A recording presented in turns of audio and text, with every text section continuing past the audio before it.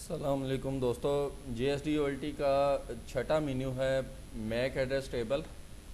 और यहाँ पे काफ़ी यूज़फुल इंफॉर्मेशन है। यहाँ पे हम देख सकते हैं कि हम कुछ सेटिंग कर सकते हैं मैक एड्रेस रिट्रीव करने की।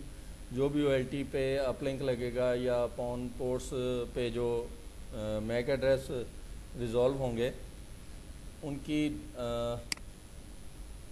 एज टाइम है कितने सेकंड बाद दोबारा रिज़ॉल्व करेगा मैक एड्रेसेस को।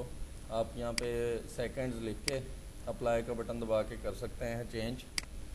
इसी तरह से कोई आप स्टैटिक मैक ऐड करना चाह रहे हैं जो अभी मौजूद नहीं है मगर बाद में आप इम्प्लीमेंट करेंगे तो उसको प्री डिफाइंड मैक ऐड कर सकते हैं। ऐड का बटन दबा के स्टैटिक ब्लैक होल जो भी, तो किस वीलैन पे और किस पोर्ट पे आप डालना चाहेंगे वो डिसाइड करके मैक एड्रेस लिखें यहाँ पे और अप्लाई का बटन दबा दें।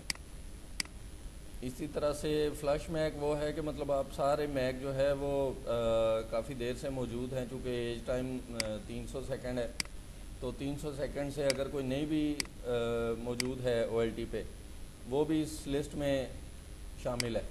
तो उसको आप फ्लश करने के लिए आप सारे के सारे मैक एड्रेस यहाँ से सिलेक्ट करके आल करने हैं, डायनेमिक करने हैं, जो भी आपने करने हैं उनको आप यहाँ से रिमूव कर सकते हैं।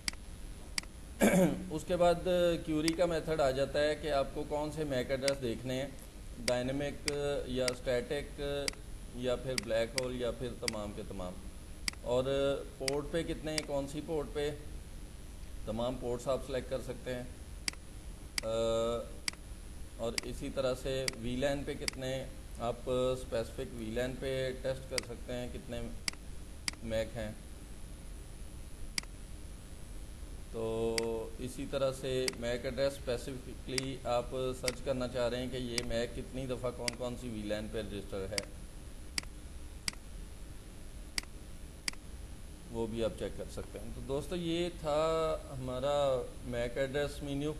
इंशाल्लाह अगली वीडियो में अगले मेन्यू पे बात करेंगे।